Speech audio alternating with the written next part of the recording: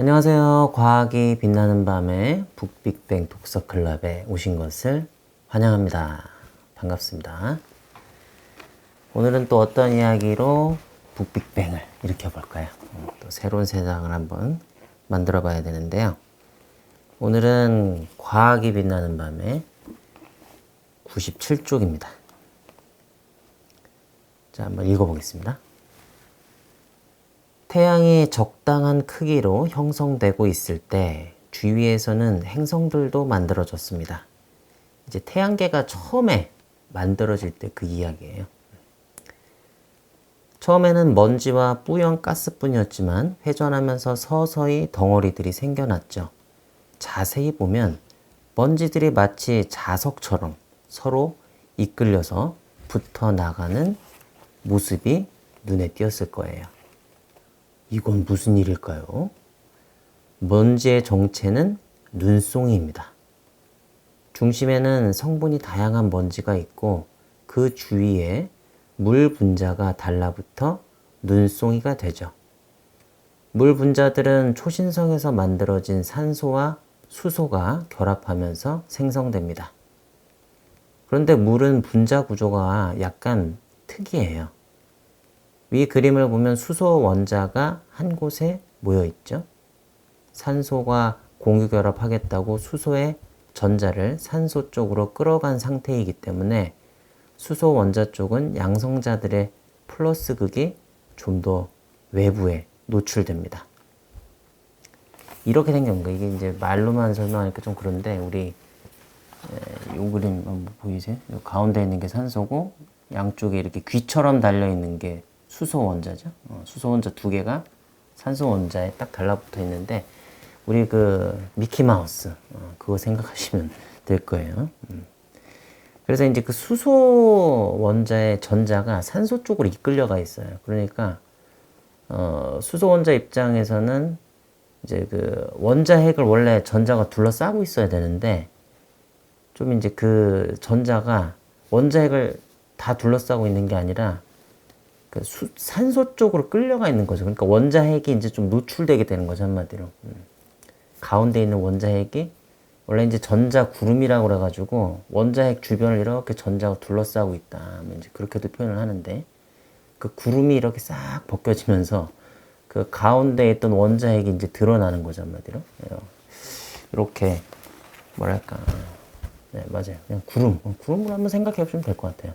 그 구름 속에 원자 핵이 감춰져 있는데 그 구름이 싹 벗겨지면서 원자 핵이 드러나는 거죠. 그럼 원자 핵은 플러스 극이죠. 대신 그 구름은 이제 산소들이 다 끌어가는 거죠. 그래서 이제 그 수소 원자 쪽이 이제 플러스 극이 되는 거죠. 이렇게 수소 원자 핵 여기 보시면 이제 이 원자 핵이 드러나는 거예요. 전자가 이렇게 빨려 들어가가지고 산소 쪽으로. 그래서 이쪽이 플러스 극이 되는 거죠. 수소 원자 쪽이. 그래서 이제 산소 쪽은 마이너스 극 전자에 둘러싸여 있고 그래서 전체적으로 볼 때 산소 쪽은 마이너스 극이 우세하고 수소 쪽은 플러스 극이 우세하게 됩니다. 이것이 서로 끌어당기게 만드는 힘이에요.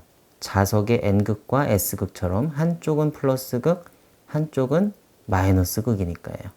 일종의 전기적 자석이 되는 거죠. 그러니까 그 우리 미키 마우스를 생각해 보시면 미키 마우스의 귀 쪽은 그냥 플러스 극이다. 그리고 미키 마우스의 그 얼굴 쪽은 마이너스 극이다. 이렇게 생각하시면 돼요. 그래서 극성을 가지게 되는 거죠. 저 물이. 자, 그럼 제가 왜 이 이야기를 들려드렸냐면은 제가 이제 식물에 대해서 이제 공부하다가 보니까 뭐가 이제 좀 궁금했었냐면 그 식물의 줄기에 있는 그 물관에서 물들이 이제 그 모세관 현상 때문에 이제 쭉 올라가거든요. 그 굉장히 많이 올라가죠. 뭐 큰 나무 같은 경우에는 막 50m, 60m, 진짜 큰 나무는 뭐 거의 100m까지도 올라가는데 어떻게 그 땅바닥에서 저 위까지 100m 위까지 물을 올릴 수가 있냐. 아무리 모세관 현상이라고 하더라도 이게 뭔가 좀 이상한데 뭔가 좀 비밀이 있지 않을까? 그냥 조금 스며드는 거야 스며들 수 있어도 그렇게 높이까지 올라가는 힘들 것 같은데 그런 생각이 들었어요. 더군다나 이제 이 그림을 보면서 더 제 의문이 증폭이 됐죠. 모세관 현상에 대해서 찾아보니까 바로 또 이 그림이 있더라고요. 이 그림 한번 보세요. 너무 왜 이렇게 하얗게 보이지? 요거 잘 보시면은 이게 물하고 얘는 수은이에요. 그래서 물은 이제 파란색이고 수은은 회색인데 물은 이제 모세관 현상이 일어나죠. 유리관을 따라서 이렇게 올라가요. 근데 수은은 반대로 내려가요. 이 유리관을 끼우면은 물은 그 얇은 유리관을 타고 올라가거든요. 모세관 현상이 일어나면서. 근데 수은은 반대로 내려가. 뭐지? 이상하잖아요. 뭔가 여기에는 그냥 우리가 상식적으로 생각하는 그냥 뭐 이렇게 막 스며들고 그런 게 아닌 것 같다. 만약에 그렇다면 모든 액체는 다 모세관 현상이 일어나야 되는데 수은은 오히려 반대로 올라가는 게 아니라 내려가 버려요. 쭉 밑으로 내려가 버리잖아요. 왜 이런 일이 일어날까? 궁금했던 거죠. 그래서 이제 제가 이제 찾아봤어요. 그래서 찾아보니까 첫 번째로 이제 나오는 게 뭐냐면 부착력이에요. 부착력. 부착력이라는 거는 이 물 분자가 그 아까도 유리관에 보시면은 유리관을 따라서 이렇게 올라가잖아요. 이렇게 위로 올라가죠. 그래서 이렇게 돼요. 그 표면이 이렇게 마치 그 곡선 이렇게 뭐지? 그 우리 처마에 그 지붕 처마 그 위쪽에 보면 이렇게 위로 올라가는 곡선처럼 이렇게 위로 올라가면서 물에 저 유리관에 이렇게 탁 붙게 되거든요. 그 부착력이 생기는 거예요. 유리관에. 그 왜 이런 일이 일어나지?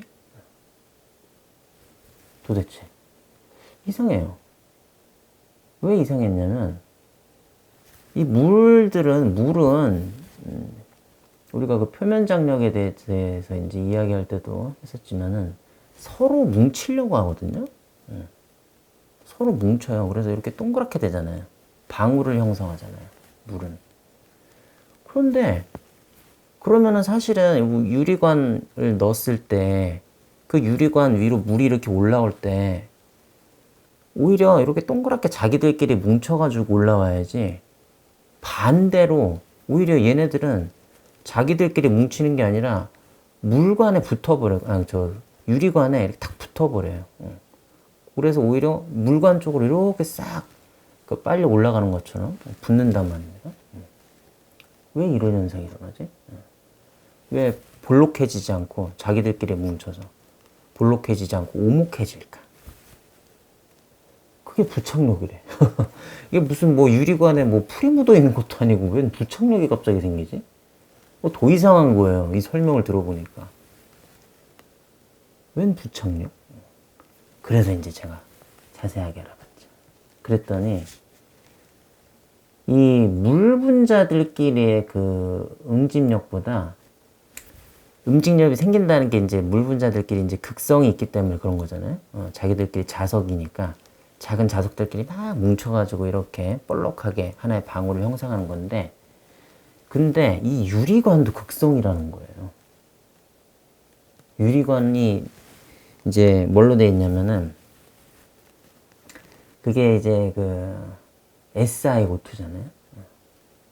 규소랑 그다음 산소랑 이렇게 해가지고 그 분자들이 막 이제 막 엉켜 있는 게 그런 게 이제 우리 유리관이란 말입니다.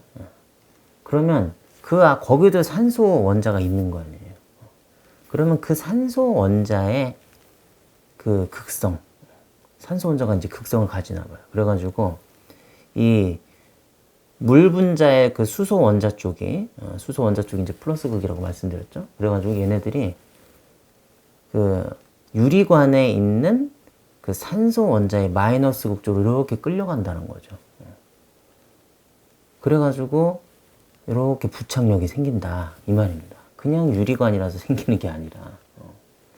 그래서 우리가 그 실험을 해보면은 플라스틱 있죠, 플라스틱. 그 플라스틱 자랑 그냥 유리판이랑 그 두 개에다가 물방울을 떨어뜨려 보면은 유리판에서는 오히려 물방울이 이렇게 퍼져버린대요. 좀 약간. 왜냐면 유리판에 있는 산소 원자들이 이제 끌어당기기 때문에 물 분자들. 그래서 오히려 이렇게 싹 평평하게 펴지고, 물론 완전히 평평하게 퍼지는 건 아니지만, 플라스틱 판 위에 떨어진 물방울이 더 볼록하다는 거예요. 거기는 이제 극성이 아니니까. 그래가지고 이제 자기들끼리 더, 물 분자들끼리 더 잘 뭉치는 거죠. 그래서 더 방울처럼 이렇게 동그랗게 모인다라는 거죠. 그래서 신기했어요. 아, 이게 모세관 현상이라는 게 그냥 우리가, 물론 저만 그런 걸 수도 있는데, 저는 그냥 그랬거든요. 그냥 이렇게 물이 스며들어가지고, 왜 우리 그냥 뭐 이렇게 천이나 이런 거에 보면은 물 떨어뜨리면은 싹 퍼져나가잖아요. 그런 것처럼 그냥 스며드는 건가 보지. 뭐 이렇게 생각했는데, 아니더라고요. 그 극성이 있더라고요. 근데, 이제 여기서 더 중요한 거는, 그 식물의 그 물관 있잖아요. 그 물관의 주요 성분이 이제 셀룰로스거든요. 셀룰로스도 극성이 있다는 거예요. 자석처럼 끌어당기는 거예요, 물을. 그러니까 더 물이 잘 빨려 올라갔던 거죠.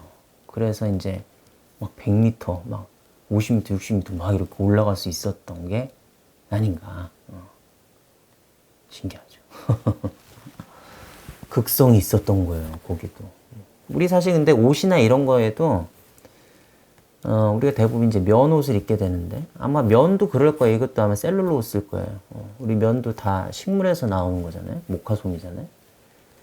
그러니까 얘네들도 물을 되게 잘 흡수하죠. 그러니까 우리 땀 나면은 면 옷은 땀을 잘 흡수하잖아요. 그게 왜 그러겠습니까? 그냥 섬유라서? 아니죠. 셀룰로스니까. 그러니까 더 잘 흡수하는 거죠. 얘네들도 극성이 있는 거예요.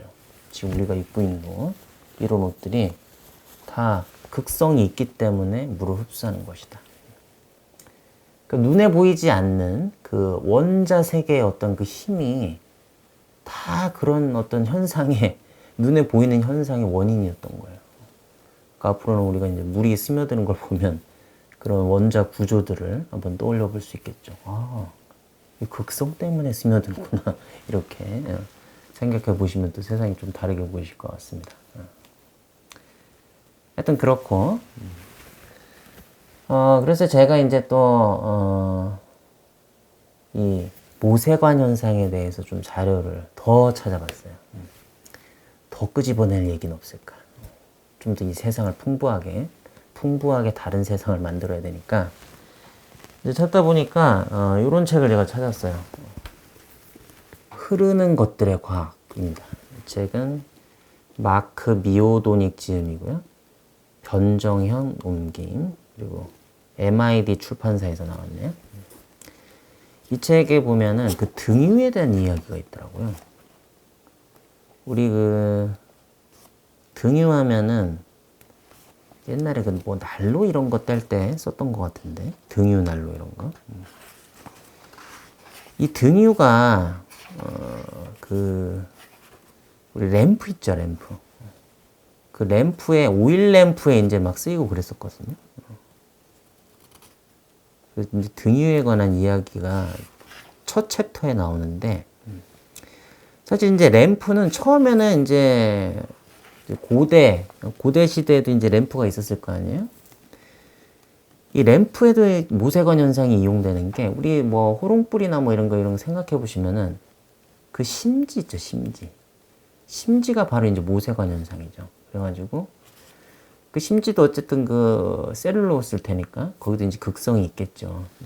그래서 기름을 이렇게 빨아 올리는 거죠. 물론 기름은 극성이 아닐 것 같은데 무극성일 것 같긴 한데, 어쨌든 이제 스며드니까 어느 정도는 다. 물론 이제 그 스며들 때 어떤 게 있냐면, 이것도 분자 구조의 문제가 또 있어요. 그래서 분자가 엄청 크고 막 뒤엉켜 있어, 분자가. 그러면 자기들끼리 뒤엉켜가지고 이 모세관 현상이 잘 안 일어나겠죠. 되게 끈적끈적한 거예요. 우리 진짜 젤리처럼. 젤리 끈적끈적하잖아요. 젤리를 우리 이런 데다 옷에다가 떨어뜨려 봐야 막 싹 스며들거나 그러지 않잖아요. 자기들끼리의 응집력이 더 강하기 때문에. 그 수은도 그렇거든요. 수은이 이렇게 쓱 내려갔던 게 오히려 뭐냐면 자기들끼리의 응집력이 더 강해요. 그래서 그 유리관을 넣었을 때 그 유리관에 이렇게 위로 올라가지 못하는 게 바로 자기들끼리의 응집력이 더 강하기 때문에 싹 모이면서 내려가게 되는 거죠. 오히려. 그래서 하여튼 이 등유 같은 경우가 이 분자 구조가 그래도 좀 얘가 아마 그 증류 같은 거 이렇게 막 끓여가지고 증류할 때 아마 거의 좀 앞부분에 나올 거예요. 왜냐면 제일 먼저 나올 거예요. 얘네들이 분자 구조가 좀 되게 간단하거든요. 이렇게 아마 무슨 생선가시처럼 여기 있네요. 이렇게 생선가시처럼 되게 이렇게 일렬로 이렇게 딱 평평하게 이렇게 돼 있어가지고 좀 단순하고 그래서 자기들끼리 뒤엉키지 않는다는 거예요. 그래서 좀 얘는 이제 물처럼 진짜 색깔도 무색 투명한 액체고 물과 그냥 봐서는 구별이 불가능할 정도래요. 그래서 얘네들이 이제 바로 이제 스며들 수가 있는 거죠. 그 심지에 그래가지고 딱 이제 스며들어서 올라가가지고 거기서 이제 탁 태우면은 심지에다 불을 붙이면은 등유가 타는 거죠. 그리고 계속 위에 있는 등유가 타면서 없어지면 그 빈자리를 채워야 되니까 계속해서 이제 빨리 올라가는 거잖아요. 그런 식으로 해서 이제 바로 우리가 램프에 불을 밝히는 거죠. 근데 처음에는 이제 등유가 없었으니까 예전 고대 시대에는 이제 올리브 오일을 썼었죠. 그래서 이 올리브 오일이 그 페르시아 이쪽에서 많이 나왔었대요. 여기에 관한 이야기가 굉장히 많더라고요. 그런데 이제 이 올리브 오일이 굉장히 만들어내기가 쉽지가 않대요. 왜냐면 올리브 오일 한 티스푼을 얻기 위해서 무려 올리브 열매가 20개 정도가 필요하대요. 그러니까 저도 그런데 저 요리할 때 제가 이제 우리 딸한테 볶음밥 같은 거 만들어줄 때 올리브 오일을 이렇게 싹 둘러가지고 이렇게 하는데 그 오일이 제가 한 2스푼? 뭐 이 정도는 하는 것 같은데 그게 올리브 오일 그러니까 올리브 열매 한 40개 정도가 그럼 필요하겠네. 와, 그거 대단한 거예요. 근데 이 정도 한 티스푼으로 이제 빛을 낼 수 있는 시간이 1시간 정도 된대요. 그러니까 일반 가정에서 만약에 저녁에 5시간 동안 빛을 필요로 한다면 램프 한 개당 하루에 100개 정도의 올리브 열매가 필요한 거죠. 그리고 1년에 36,000개의 올리브 열매가 필요한 셈이래요.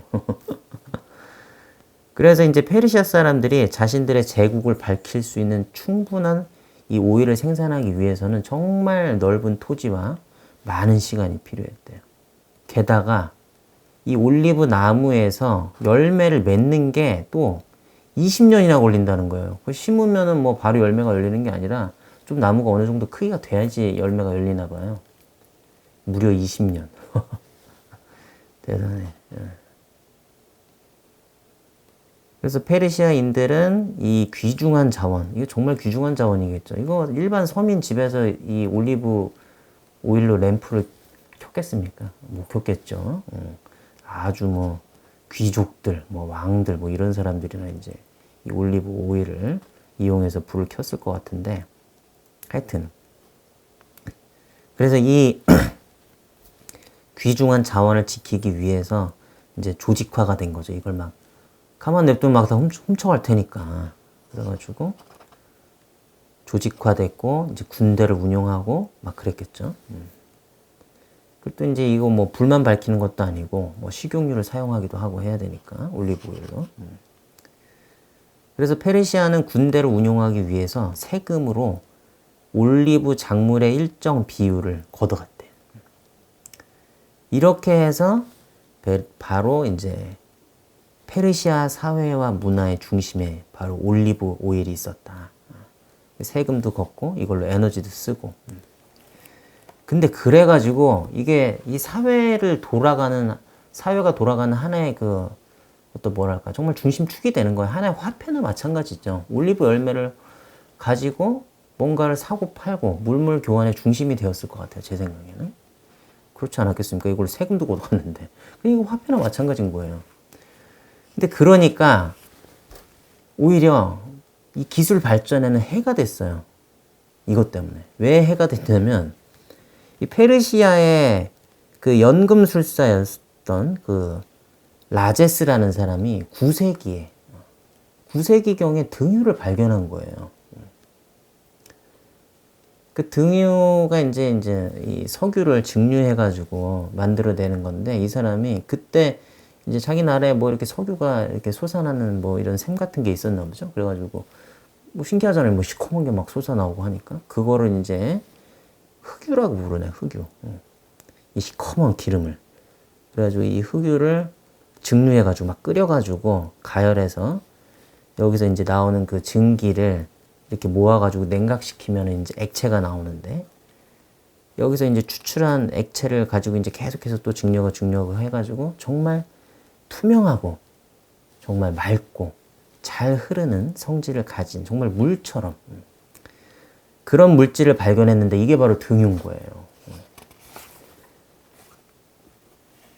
그래서 이 등유를 갖다가 이제 뭐 불도 붙여보고 했겠죠. 이제 올리브 오일이랑 좀 비슷하고 하니까. 그래가지고 불을 붙여보니까, 얘가 연기도 없어. 불도 잘 타. 그래서, 이거 오일 램프를 쓸 수도 있겠다. 그런 생각을 했을 수 있을 거예요. 정말 혁신 그 자체였죠. 등유로 만약에 오일 램프를 만들어낸다면. 그런데 이게 쓰이지가 않았다고 합니다. 1000년 뒤에나 이제 램프에 이 등유가 쓰였다고 해요. 왜냐면 아마도 이 올리브 오일로 지금 이게 사회가 다 돌아가고 있는데 올리브로 만약에 등유로 그걸 순식간에 대체해버린다? 그러면 그냥 붕괴해버릴 수도 있죠, 이 사회가. 세금은 또 어떻게 걷고 이게 하나의 화폐인데 어떻게 이걸로 다 사람들이 농사 짓고 있고 거기서 또 그게 또 하나의 일자리인데 이게 싹 없어지는 거예요. 예를 들어서 지금 자동차 같은 거죠. 자동차도 지금 막 전기 자동차로 전환되니까 막 기존에 이제 그 휘발유 자동차 이런 보통의 자동차를 만드는 회사에서 이제 뭐 실직 걱정들을 많이 하잖아요. 전기차로 전환이 되면은 뭐 그렇게 부품이 많이 필요하지도 않고 그래가지고 하여튼 이런 식의 어떤 변화가 사회를 완전히 바꿔버릴 수도 있고 일자리도 다 없앨 수 있고 하니까 사람들이 이제 쉽게 등유를 쓰지 못했던 거죠. 쉽게 변화를 받아들이지 못했던 거죠. 그래서 이제 1000년 뒤에 이제 등유가 쓰이기 시작합니다. 올리브 오일을 이제 제치고. 그래서 이제 이 등유가 또한 좋은 일이 또 있어요. 이렇게 이제 우리가 굳이 그렇게 힘들게 이제 올리브 농사 안 줘도 되는 거고 또 어떤 중요한 생물을 또 구해냈어요. 바로 고래예요, 고래. 이제 그 등유 이전에는 고래 기름을 또 끓여가지고 여기에서 뽑아낸 이 오일로 고래 지방 조직을 끓이는구나. 고래 지방 조직을 끓여가지고 여기서 뽑아낸 오일로 오일 램프에 이제 연료를 썼었는데 얘가 이제 인화점이 230도밖에 안 되고 점도도 낮아가지고 굉장히 적합했대요. 그랬는데 그래서 이제 수많은 고래들이 죽었죠. 몇십만 마리가 막 죽고 그랬대요. 그런데 등유가 이제 쓰이면서 바로 이 고래들이 더 이상 죽지 않아도 되는 그런 이제 상황이 됐던 거죠. 그리고 또 뭐가 있네. 다 얘기했나?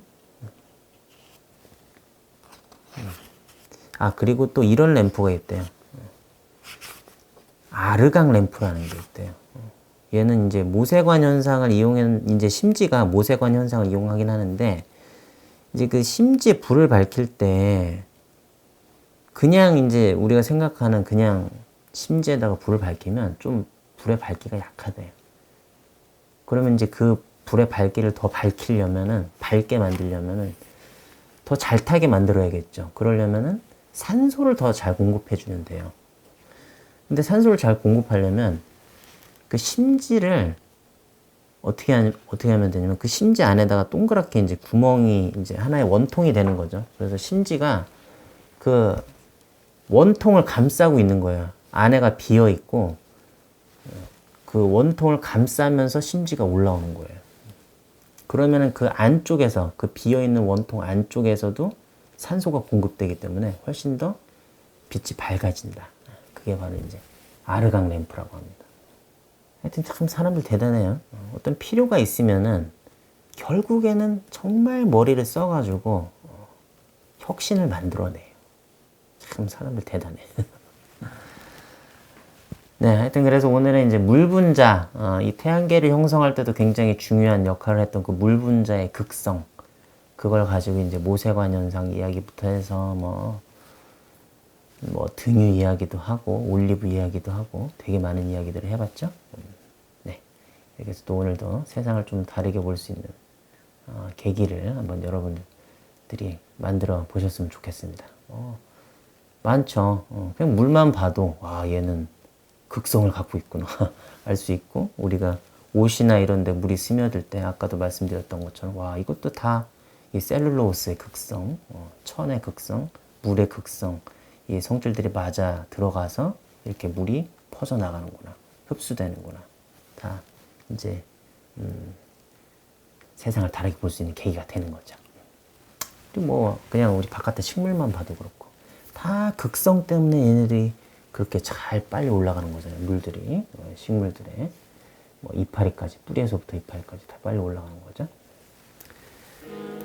네, 그리고 이제 오늘은 또 오랜만에 꿈속에서 여행을 또 한번 떠나보도록 하겠습니다.